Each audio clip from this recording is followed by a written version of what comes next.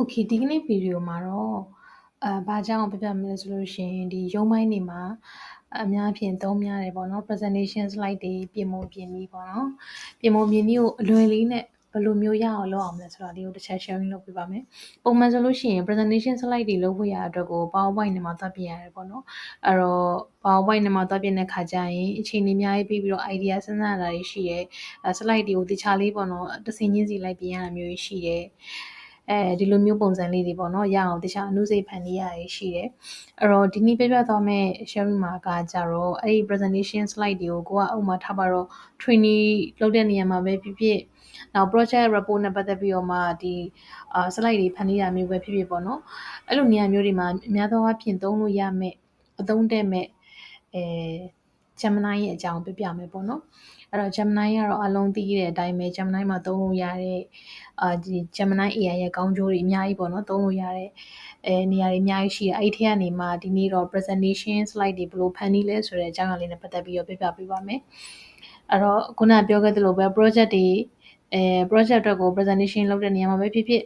training ပေးဖို့ပေါ့နော်ဒီကိုယ့်ရဲ့ဒီ internal training ပဲဖြစ်ဖြစ် external training ပဲဖြစ်ဖြစ်အဲ့လိုနေရာမျိုးတွေမှာslide တွေကိုဘယ်လိုတွေပြင်ဆင်ရမလဲဆိုတဲ့အခါမျိုးတွေမှာပေါ့နော်ခုနလို PowerPoint တို့ဘာလို့မှအချိန်ကုန်ခံပြီးတော့မှရန်ကောင်းစားပြီးသွားနေမှာမျိုးတဲ့ဆိုင်ရင် Gemini မှာသွားပြီးတော့ prompt လေးတစ်ချက်ပေးလိုက်ရုံနဲ့လုံးဝအဆင်ပြေသွားစေမယ့်နည်းကိုမျှဝေပေးပါမယ်အဲ့တော့စိတ်ဝင်စားတဲ့သူတွေလိုအပ်တဲ့သူတွေကတခြားလေးကြည့်သွားပေးပါရှင်Okay အဲ့တော့စလိုက်ရအောင်အဲ့တော့ presentation တွေအတွက်ကိုslide တွေပြင်တော့မယ် PowerPoint slide တွေလိုချင်တယ်ဆိုလို့ရှိရင်အရင်ဆုံးသွားရမှာကတော့ခုနကပြောခဲ့သလိုပဲ Gemini ကိုသွားပါမယ် Gemini ကိုသွားလိုက်ပါသွားပြီးလို့ရှိရင် Gemini နဲ့ရောက်ပြီဆိုလို့ရှိရင်အဓိကဒီ tools မှာပေါ့နော်ဒီ tools ဆိုတဲ့ဟာလေးထဲမှာ canvas ကိုရွေးပေးပါ Okay canvas ကိုရွေးပြီးလို့ရှိရင်ဥပမာထားပါတော့ကိုကဘယ် project အတွက်ကို presentation လုပ်ချင်တာလဲပေါ့နော်ဥပမာကိုက sales report အတွက်လားဒါမှမဟုတ်လည်းတချို့ဆိုလည်းစာသင်တဲ့သူတွေဆိုလို့ရှိရင်ဥပမာtraining တစ်ခုခုအတွက်လားပေါ့နော် Okay အဲ့တော့ဒီနေရာမှာဥပမာအဖြစ်ဘာလုပ်ကြည့်မလဲဆိုရင်အမလီတော့sales and marketing သင်တန်းတစ်ခုလုပ်လိုက်မယ်ပေါ့နော် Okay အဲ့ဒါဆိုလို့ရှိရင်ကိုက sales and marketing အတွက် training လုပ်ချင်တဲ့အတွက်ကြောင့်အဲ့ training နဲ့သင်တော်မဲ့presentation slide တွေလိုချင်တာပေါ့ Okay ဒါဆိုလို့ရှိရင်သူ့ကိုဒီတိုင်းပြင်ခိုင်းလိုက်မယ်ပေါ့နော်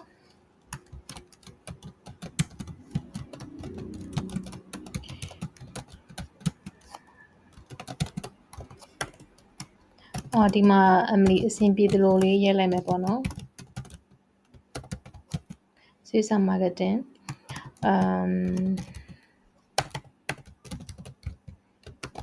essential training ပေါ့နော် Okay ပေါ့အဲ့ညမှာဒီတဲ့အသေးစိတ်ထပ်ခိုင်းလို့ရသေးတယ်ကိုက slide ကိုဘယ်လောက်လောက်လိုချင်လဲဥပမာထားပါတော့ကဲ maybe 10ခုလောက်12ခုလောက်ဆိုရင်တော့ normal ပဲနဲ့တူတယ်ပေါ့နော် Okay တွဲပေါ့နော် PowerPoint တွဲ slide sorry ဒီရှင်းနားလေးမှာထည့်လိုက်မယ် PowerPoint တွဲ slides ပေါ့နော် Okay ဒီလိုလေး prompt ကိုကိုယ့်ကိုအဆင်ပြေသလိုရေးလို့ရတယ်နော်ဒီထက်မှဒီချက်ပို့ပြီးတော့မှအတိအကျထပ်ထည့်ရှင်သေးထပ်ထည့်လို့ရသေးတယ်အများကြီးပဲပေါ့နော်ကိုက English လိုရေးရတာအခက်အခဲရှိရဆိုရင်လည်း ChatGPT မှာသွားပြီးတော့မှEnglish လိုပြန်ပြီးခိုင်းပြီးတော့မှဒီမှာလာထည့်လဲရတယ်ပေါ့နော်ဒါ Emily ကဥပမာပြတာမလို့အချိန်အများကြီးကြာအောင်မှာဆိုလို့လိုရင်းတို့ရှင်းရေးပေးလိုက်တာပေါ့နော် Okay ရေးပြီးသွားပြီဆိုရင်ဒီမှာဒီမြားလေးကိုနှိပ်လိုက်ပါဒါဆိုလို့ရှိရင်ကိုဒီမှာသူ loading လုပ်နေပြီပေါ့နော်ပြီးသွားလို့ရှိရင်တော့ကိုယ့်ရဲ့ဒီ sales and marketing training အတွက်လိုအပ်တဲ့ slide ကလေးတွေကိုသူပြင်ပေးပါလိမ့်မယ်တကယ်လို့ကိုကအဲ့လိုမျိုးပေါ့ basic knowledge ကို sharing လုပ်တာမျိုးသင်တန်းကျောင်းတွေမှာသုံးဖို့အတွက်ဆိုလို့ရှိရင်အရင်သုံးလို့အဆင်ပြေတယ်ပေါ့နော်ဒီပေါ်မှာဒီ slide ရတဲ့အထက်မှာကိုမကြိုက်သေးဘူးဆိုရင်ထပ်ပြင်လို့ရသေးတယ်ဒီထဲမှာကိုစိတ်ကြိုက်ပြန်ပြင်ပြီးတော့မကြိုက်မချင်းပေါ့နော်ခိုင်းလို့ရတယ်ကိုဒီမှာဆိုရင်သူကgenerative slide ပေါ့အချိန်နည်းလေးတော့ပေးရတယ်ပေါ့နော်ဘာကြောင့်လဲဆိုတော့ slide တွေပြင်နေရဆိုတော့လေကိုမှန်ကိုပြင်မှာဆိုရင်အချိန်ရမ်းကုန်တယ်အချိန်ရမ်းပေးရတယ်ပေါ့နော်အရင်တော့ဆိုရင်မှတ်မိသေးတယ်ဟိုတုန်းက Emily တို့လည်းအဲ့လို sharing session တွေလုပ်ဖူးတယ်လုပ်တဲ့ခါကျလို့ရှိရင် slide တွေကိုကိုယ့်ဘက်ကိုပြင်ရတာအချိန်အများကြီးကိုမှပေးရတာပေါ့နော်အဲ့တော့ကြိုတင်ပြီးတော့မှလနဲ့ချီပြီး slide တွေပြင်ရတာမျိုးရှိတယ်အားတဲ့ချိန်လေးတွေပဲလောက်ရတာဆိုတော့လေအဲ့တော့အချိန်တွေအများကြီးပေးရမျိုးရှိရဲဆိုတော့အခုဒီမှာဆိုရင်ဒါရပြီပေါ့အခုဒီမှာ slide ကို73ခုကိုက2ခု12ခုလို့ပြောပေမဲ့တစ်ခုပို့နေတာတစ်ခုကသူကဒီ introduction အတွက်သူ့ဘာသူထည့်ပေးတာပေါ့နော် Okay ဒါဆိုလို့ရှိရင်ဒီမှာအပေါ်မှာညာဘက်တောင်လေးမှာရေးထားတဲ့ export to slide export လုံးမလားဒါမှမဟုတ်ဒီမှာ download ဆွဲမလားပေါ့နော် Okay အဲ့တော့ slide လုံးမှာဆိုရင်ကိုက export လို့ slide ဆိုတာလေးကိုနှိပ်ပေးလိုက်ပါဒါဆိုကိုဒီမှာဘဲဘဲတောင်မှာအောက်တောင်မှာမြင်နေရ creating slide လို့သူလုပ်နေရပါတော့ okay ပြီးသွားပြီဆိုရင်ဒါလေးကိုတစ်ချက်လေးခဏလေးစောင့်လိုက်ပါcreate လုပ်နေတာဖြစ်တဲ့ကြောင့်မလို့ပေါ့နော်ပြီးတော့လို့ရှိရင်တော့ကိုကဒီအောင်တစ်ခါတည်းနဲ့ download ဆွဲမယ်ပြင်စရာမရှိတော့ဘူးဆိုလို့ရှိရင်တော့လည်းဒီတောက်မှာမြင်ရတဲ့ download ကလေးကိုတစ်ခါတည်းတန်းနှိပ်လိုက်လို့ရှိရင်ရတယ်ပေါ့နော်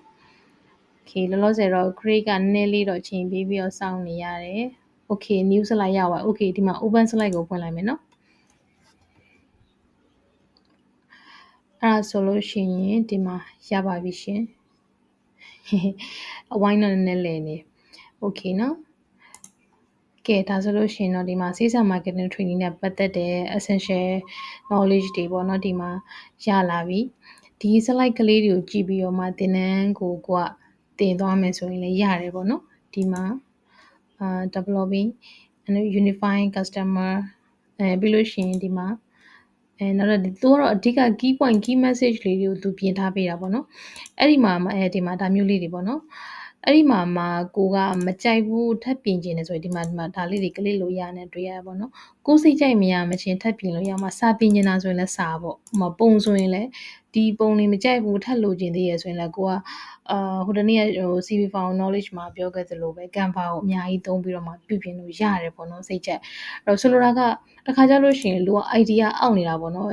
slide တွေပြင်ဖို့ရှိရ presentation လုပ်ဖို့ရှိရဘယ်ဟာစလုပ်ရင်ကောင်းမလဲမသိဘူးဆိုအဲ့လိုမျိုးတွေဖြစ်နေရများတယ်ဆိုတော့အခုလိုမျိုးလေးဒီလိုလေး Gemini ကနေဒါမျိုးလေး download ရတယ်ဆိုတော့ကိုကအကုန်လုံးကိုမကြိုက်ရင်တော့မှကိုက idea ရသွားပြီဆိုတော့ဒီပေါ်လေးမှာကိုစိတ်ကြိုက်လိုက်ပြီးတော့ပြန်ပြင်လို့ရတယ်ကွာဒီလားဒီတဲ့ပိုများတဲ့ပိုကောင်းတဲ့ resource တွေလိုချင်နေဆိုရင်လည်းခုနကပြောသလို Canva မှာသွားပြီးတော့ရှာလို့ရတယ်ပြီးလို့ရှိရင်ဒီ Gemini မှာပဲထပ်ပြီးတော့မှငါဒီဟာကိုမကြိုက်သေးဘူးနောက်တစ်ခါထပ်ပြီးတော့ငါ့ကိုနောက်တစ်ခုထပ် regenerate လုပ်ပေးလို့ဆိုရင်လည်းခိုင်းလို့ရသေးရဲ့ကိုစိတ်ကြိုက်မဖြစ်သေးမချင်းကိုခိုင်းလို့ရတယ်ပေါ့နော်ဒီ Gemini ကိုပဲခိုင်းခုနပြောတဲ့ Canva မှာပဲသွားပြီးတော့ပဲဒီ resource တွေထပ်ယူအများကြီးပေါ့နော်အဲ့တော့အဓိကပြောချင်တဲ့လိုရင်းကတော့ဗာလဲဆိုတော့ဒီ Gemini ရှိနေတာလေးအတွက်ရဲ့နောက် Canva ကိုကောင်းကောင်းသုံးလို့ရတဲ့အတွက်ရဲ့ကြောင့်လိုပဲဖြစ်ဖြစ်ဒီရုံးပိုင်းမှာလိုအပ်တဲ့ presentation လုပ်တာတွေ project တွေအတွက်ကဘာမှကိုပူစရာမလိုတော့ဘူးဆိုတာလေးကိုသွားတွေ့ရတာပေါ့နော်။ဒါကြောင့်မလို့ sharing လုပ်တာပါ။ဒါက sales and marketing ကကျတော့ဒါ company တိုင်းမှာအများသောအားဖြင့်နည်းနည်းရေပန်းစားတဲ့ဟာအနေနဲ့ပေါ့နော်ဒီဟာလေးကိုဥပမာအဖြစ်ပြပေးတာ။ဥပမာတခြားထားပါတော့ဒီ project operation training နောက် logistic training ဒါမှမဟုတ်လဲ logistic report sales and marketing report finance report စသဖြင့်ပေါ့နော်အများကြီးပြင်ပြီးတော့မှကိုစိတ်ကြိုက်ခိုင်းလို့ရတယ်ပေါ့နော်။ Okay ဒါဥပမာပေးတာဆိုတော့ဒါကို Emily download မဆွဲတော့ဘူးပေါ့နော်မဆွဲတော့ဘဲနဲ့နောက်တစ်ခုထားပါတော့ခုနကဒါ training အတွက်လုပ်လိုက်တာဆိုတော့ okay training အတွက်ကိုမလုပ်တော့ဘဲနဲ့အခုဘာထပ်လုပ်မလဲဆိုလို့ရှိရင်ဒီစာလေးကိုတစ်ချက်ပြန်ကူးလိုက်အောင်မယ်စာပြန်ရိုက်ကတာကြာနေမှာဆိုလို့လေဒီတစ်ခါဘာလုပ်ကြည့်လဲဆိုလို့ရှိရင် finance report ဆိုတာကိုလုပ်ကြည့်လိုက်မယ်နော် finance report ပေါ့နော် okay PowerPoint slide ကိုဘယ်နှခုလောက်ထားမလဲ15ခုလောက်လုပ်မနေတူတာ finance ဆိုတော့လေ15ခုလောက်ထားလိုက်မယ်ဒါကြတော့ training မဟုတ်ဘူးfinance report for office reporting ပေါ့လေprompt ကလေခုန Emily ပြောသလိုပဲအဆင်ပြေသလိုလုပ်လို့ရတယ်เนาะရေးလို့ရတယ် prompt ကခုနောက်ပိုင်းမှာလေအရန်ကိုပဲပေါ့เนาะဒီ prompt ကောင်းကောင်းရေးတတ်လေကိုလိုချင်တဲ့ result ပို့ထွက်လေပဲ okay အခုဒါဥပမာပေးရဆိုခုနကပြောသလိုပဲပေါ့နော်ဒီမှာဒီချက်ပိုကောင်းတဲ့ prompt တွေထပ်ရေးလို့ရသေးရပေါ့နော်ဒါတော့ Emily လူတို့ရှင်းပြောပေးထားတာပေါ့နော်လူတို့ရှင်းပြောပေးထားတာမလို့ကိုတို့ပဲရေးလိုက်တာပေါ့နော်ဒီတက်ပို့ပြီးတော့မှအတိအကျကိုစိတ်ကြိုက်ခိုင်းလို့ရပါတယ် okay ဒါဆိုဒါ finance report အတွက်ကိုသူ့ပြင်ခိုင်းလိုက်တော့မယ်ပေါ့နော် okay ခုနကလိုပဲသူဒီမှာloading လုပ်နေပြီပေါ့လေcreate လုပ်နေပြီပေါ့နော်အဲ့တော့ဒီဟာလိုပဲ finance report ရအောင် sales and marketing အတွက် report ခိုင်းမလားပြီးလို့ရှိရင်ဒီ HR report တွေရေးခိုင်းမလားပေါ့နော်ဘာတွေပြင်ခိုင်းမလဲပေါ့အဲ့လိုမျိုးတွေစိတ်ချိတ်ကုန်ခိုင်းလို့ရတယ်အဓိကဒီ canvas တွေကိုဝင်ထားဖို့ပဲပေါ့နော်Gemini နဲ့ canvas နဲ့ပြင်ဖို့ပေါ့နော် okay ဒီမှာဆိုရင် financial performance report ဆိုပြီးတော့သူဒီမှာလုပ်နေပြီပေါ့နော် okay အခုဒါသူ slide တွေကိုသူ create လုပ်နေပြီပေါ့နော် okay ဒါဆိုလို့ရှိရင်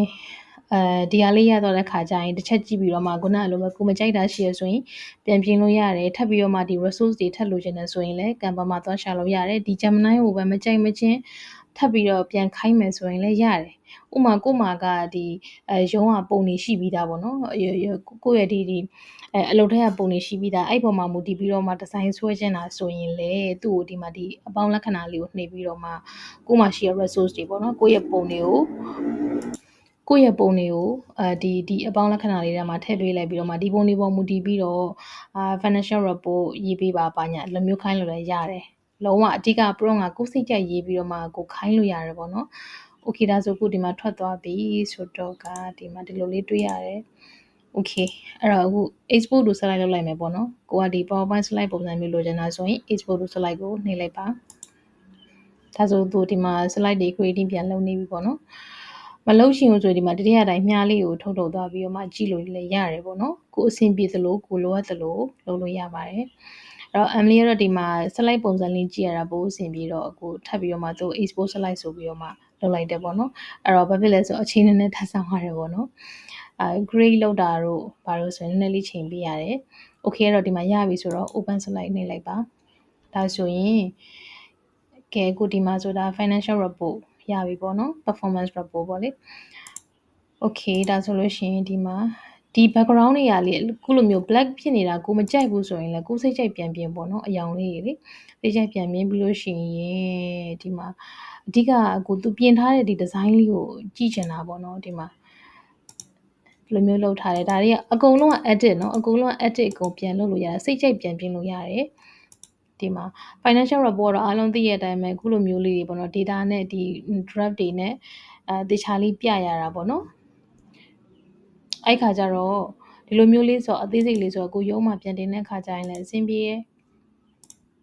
ဒီမှာတော့ဒါအနည်းချုပ်ပေးထားတယ်ပေါ့နော်သူ milestone အနေနဲ့ဖော်ပြထားမျိုးရှိရင်နောက်ဒီခုနကပြောသလိုပဲအယောင်ကတော့ဒါမကြိုက်ဘူးเนาะမကြိုက်ရင်ကိုစိတ်ကြိုက်အယောင်ရအောင်ပြန်ပြင်လို့ရတယ်အဲ့တော့ဒါကဥပမာပဲရှိသေးရဲ့ပေါ့ခုနကအမလီပြောသလိုပဲမကြိုက်မချင်းပြန်ပြင်လို့ရတယ်